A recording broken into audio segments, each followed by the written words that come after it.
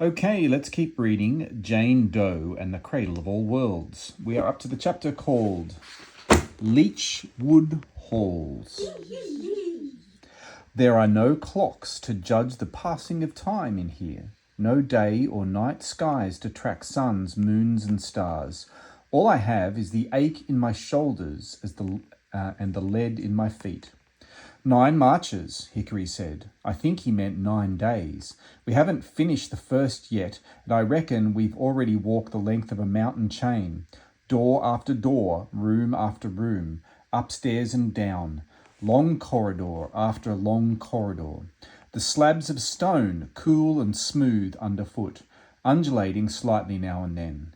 We barely speak. Have to change our route 3 times on account of leatherheads.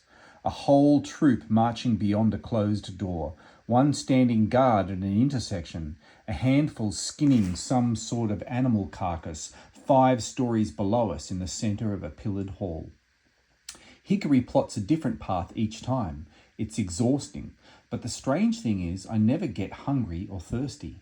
At first I think it's adrenaline fueling me, but then I figure there's no way I'd be this tired if that were the case. I'm not hungry, I say, as we descend a tight spiral stairwell, or thirsty, but I haven't had anything to eat or drink in ages. Manor gives life, Hickory says again. So you haven't had anything to eat or drink in like forever? Eat or drink when I find something worth eating or drinking. Stray animals from other worlds. There's a river in here too, water flowing through the gateway, long way away, but you don't need to eat or drink. Manor sustains you. Keeps you going. I tried some snow. It's kind of like eating and drinking at the same time. I'm actually enjoying this, shooting the breeze and all. I'm about to ask if Hickory wants to play a game, 20 questions or something, I don't know. But then we reach the bottom of the stairs and freeze because we're standing at the edge of a forest, an avenue of thick autumnal trees soaring right up to the high vaulted ceiling, stretching as far into the manor as we can see. The tree trunks are gnarled and twisted. Their branches like crooked arms. Thousands of tiny spores hover in the air, floating up, drifting down, settling on the branches and the crimson leaves and the tangle of tree roots on the floor. They glow like little specks of moonlight in the living, breathing silence of the wood. I draw in a deep breath, smell the dying leaves, something sweet too, like honey. I'm guessing this isn't supposed to be here, I say. Hickory nibbles a fingernail, shakes his head. Another gateway must have started failing since I was last here. Been a while, long while. But it's okay, right? I mean, they're only trees. Hickory nods slowly, deep in thought. No choice anyway, we have to go through. We move quietly into the forest, ducking under the branches and their red star-shaped leaves. Some of the glowing spores cling to our clothes and hair. If I didn't know any better, I'd say we'd stepped out of the manor and wandered into a nighttime glade. The tree roots are so jumbled it's impossible to tell where one ends and the next begins. So pretty. The further we go, the wilder the forest becomes. Greyish vines hang from the branches. We clamber over piles of moss-covered rubble, fallen chunks of ceiling, go past gaping holes in the walls and floor that open onto other overgrown corridors and halls. The stone torn apart like by tree roots, the forest seems to have spread just like the snow. We move on instinct alone, as if we've walked this path before. A voice, my voice, buzzes through the back of my mind, telling me to slow down, go back, get out, find a different path. But it's drowned out by a feeling, a desire, a different voice that tells me to keep going. Every breath fills my body like a warm mist that smokes the evil wasps away. I'm not even worried when we come to a dead end. Neither is Hickory. We just grab the branches of a tree growing through a hole in the floor and start climbing down. The air's even sweeter down here. A bolt of energy crackles through my body and I feel like I could take on every tin skin and leatherhead all by myself. Their leader, too. Hey, Hickory, I say, tell me about Roth. Boss, he says, watching a spore dance over the back of his hand. Bad guy. Yeah, I know, but what's he like? We turn a corner. I splay the pretty red leaves with my fingers.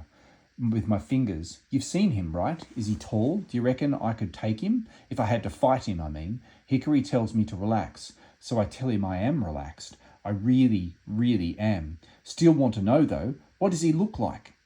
You want a face to hate. Think it'll make it easier, but it won't.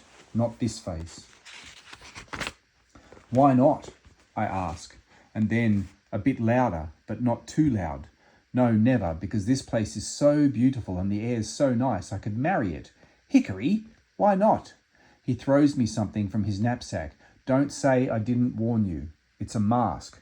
No, a half mask, a bottom half, carved from a strange white stone so smooth and shiny it almost feels like glass. A big crack runs across the nose at the top of the mask and down the left cheek. There's a thin slit between the lips for breathing. Buckles and leather straps hang from its edges. Jingle jangle. The underside's thick and bulbous in places, as if the half mask's not meant to just fit over someone's face, but in it too, like it's meant to plug some holes, a missing nose and a lower jaw. I was wrong. It isn't a mask at all. It's a My tongue fumbles the word. A chuckle swells in my belly, but I swallow it back. Lick my lips, try again. Prosthetic. It's a prosthetic face. Hickory nods. Is he swaying or is it me? Maybe it's the tree. I shake my head to lose the dizzy, but the dizzy don't go. It's his breath, Hickory almost shouts. He stuffs the half-face back into his knapsack, but when he swings it over his shoulder, the cheeky pack slips from his hands, whoopsie-daisy, disappears down a hole. Oh, not good. Needed that. I can't bury the chuckle this time. It shudders up my gut and out my gob so hard I have to steady myself on a nearby tree. "'S okay, Hickme. We'll come back later." The red leaves go flappy now, which is weird because there's no breeze, but there must be a breeze because the spores are swirly too. We stumble down the forested hallway and that mozzie in my head tells me to stop again. Go back. Why was Hickory hiding Roth's face in a bag anyway? Hey, Mickory, what do you mean it's his breath? Rotted his face away. That's why leatherheads and tinskins cover themselves up, wrap themselves in dead skin and scrap metal. Roth breath burns them. His breath is poisonous. We leap over a big tree root. How can anyone live with poisonous breath? He's immortal, that's how. You mean he can't die, ever? Never. Wow, I say. But that's impossible. And Hickory spreads his arms out at the forest, wide like a big bird, as if to say, "What do you call all this then?" I tell him. He makes a marvellous point. "But didn't you tell me this before, though? It's like info, you know." "But why didn't you tell me this before, though? It's like info, you know." "Didn't want to scare you." "Are you scared?" Bah! Scared in a place like this? But hey, listen. Immortal, huh? What if someone swung a sword at his neck? I swing an imaginary sword. Shawing! Broken blade. What if they pushed him off a really high cliff? He'd hit the bottom, climb back up, track him down. What if they shot him in the head? No, the eye. Shoot him anywhere, wouldn't change a thing. No fighting. Got it. We'll just have to... Hey, Dickory, we'll just have to sneak in and out of his fortress quiet-like. We could even dress up in disguises. Nobody'll ever suspect a couple of trees to stage a prison break, will they? No way. Know why? I pull a tree branch down as I pass it, let it flick back up behind me. Everybody loves trees. We'd come to a spiral stairwell that's all slippery with tree roots and moss. It smells so sweet down there, it's crazy, which is why we throw ourselves in, go whee all the way down, round and round. When it's over, I want to do it again, but I can't because I'm laughing too much. We move through this new bit of forest arm in arm, singing and skipping through the trees. We're both singing different songs, but I love it because I'm singing one I made up ages ago called the Coconut Song, and it's one of Dad's favourites. And Hickory's is a song all about seeing some girl called Pharaoh again. The mozzie in my head yells at me, stuff about the fake face and the trees. It tells me to turn around, run away. But if we do that, we won't we won't get where we're going. And it's beautiful down here, really. It really is. It's more a swamp than a forest now, and the ground's all smushy wet, sticky too, and the glowing spores are everywhere. I think I just swallowed one. I clear my throat, and the mozzie shouts, "Oi, Jane, the face. Why was Hickory hiding the face, idiot?" So I think, fine, already. Why'd you... Hey, Lickory, hate to interrupt your Pharaoh song. Lovely voice, by the way, but why'd you have Roth's face in your bag? Can't tell, Hickory sighs loudly. Big secret. You'll hate me if I tell you. Couldn't hate you, Hickory. You're my best friend anyway. Always have been, except for Violet, of course, but she's a kid. Does that still count? Yes, you're my second best friend. Bad second best friend, and you let me keep your boots and everything. Okay, I clap my hands. Bang! Trip on a tree root, keep walking. Tell you what, I'll tell you one of my secrets, and you tell me yours. Same time, like. No. Ready? I'm okay. 1, 3, 1, 2, 4. We shout our secrets out at the very same time, and it's so great, it's wonderful. It sounds like, I'm never been kissed you. Brilliant, I say. See? That wasn't too hard, was it? A bit of a load off, really. I've never been kissed, and wait, what did you say? I'm kidnapping you. Oh, warning bells, ding-a-ling, ding-dong. You're kidnapping me? Uh-huh, afraid so, leading you into a trap, turning you in. But what about my dad? Lied. He's probably dead already. That mask I had, remember? It's like a calling card, proof of allegiance and all. Means I'm a bounty hunter for Roth. Roth? That guy? I shake my head, swipe a branch. But the tin shins and the leather meds, you blew 'em up. Couldn't let them take you in, take all the credit, then don't get mine. After the trap, I thought, why drag Jane kicking and screaming if I can get her to come along easy, see? I don't know what to say. I look at Hickory, and Hickory looks at me. I want to run away from this traitor guy from Roth, from that smell that don't seem so sweet no more. But then the leaves flip-flap again, and 1,000 red flags red flags waving, and my body feels light but heavy at the same time, like I'm floating in a dream. I want to rest. That's what I want. The mozzie goes, "Run, idiot, fight, get away." But I can't run, too tired. And I can't stay mad at Hickory either. He's my second best friend. And it's nice down here, it really is. All I need is a nap. Got no choice, Hickey yawns. We float side by side, sludgy trudgy. Sorry.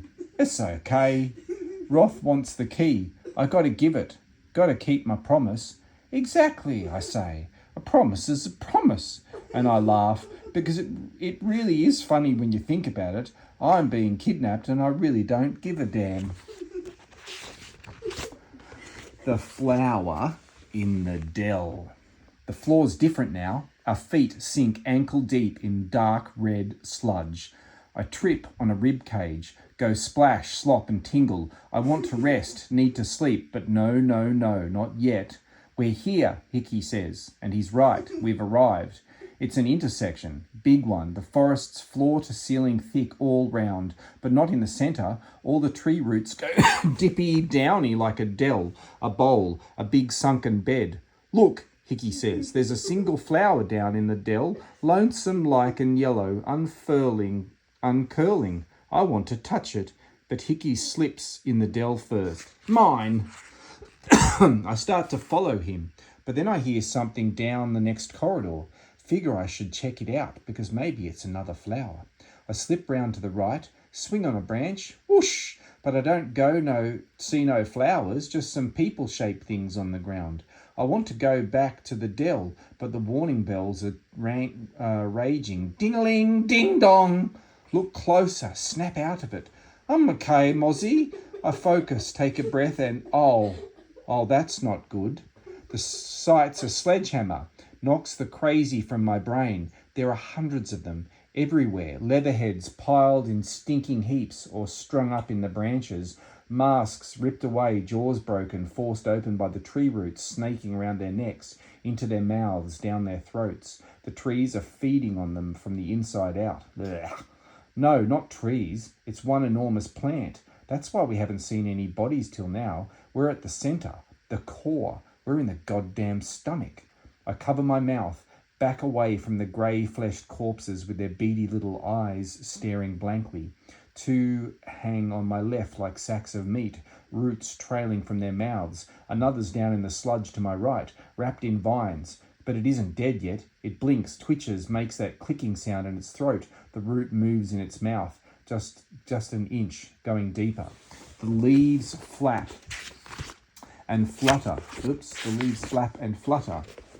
I trip on a leg and topple back into the sludge. It tingles and burns. Acid, some sort of rotting body soup oozing down in the dell where, I spin around. Hickory's in the centre of the dell, crawling through the muck, reaching for the flower. No, I shout, Hickory, don't!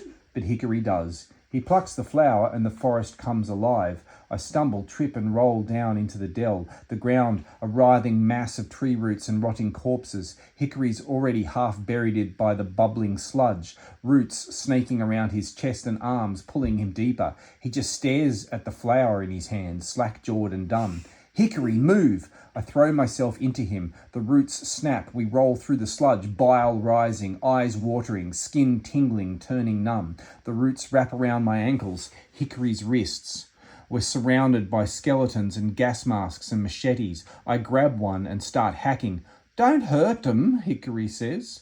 I cut him free and slap him hard, and even though it seems to break the spell, I slap him again anyway, because I might have been off with the fairies, but I remember what the jerk told me a minute ago. I should leave him here, let him die, but I still need him. Run, I shout, and shove another machete into his hands. We scramble out of the dell, cutting a swathe through a new corridor. The tree roots and branches swipe, whip and tangle. We sprint our hearts out. My machete's lodged in a thick swinging branch and ripped from my hands in a flash. The ground rumbles. The walls crack and crumble. We dodge rocks and boulders, duck through a hole in the wall. But the forest's here too. Hickory slices a swooping branch clean in half. Sap splatters like blood. With a groan, screech and crack, crack, crack, an enormous tree branch slams down across the corridor ahead, blocking our path. I leap from a fallen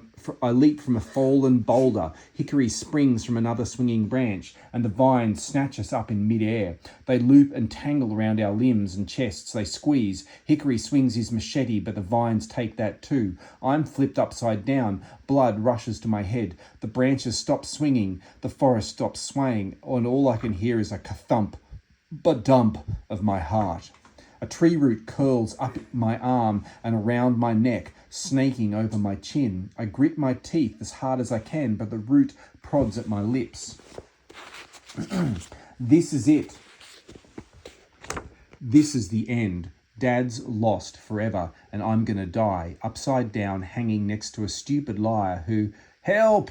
Hickory's voice, a wheeze that becomes a choke. That means the root's sliding into his mouth too. Mine slips through the corner of my lips. I choke and gag, and then I see him, a man, running through the forest with fire blazing from his hands, headed right for us.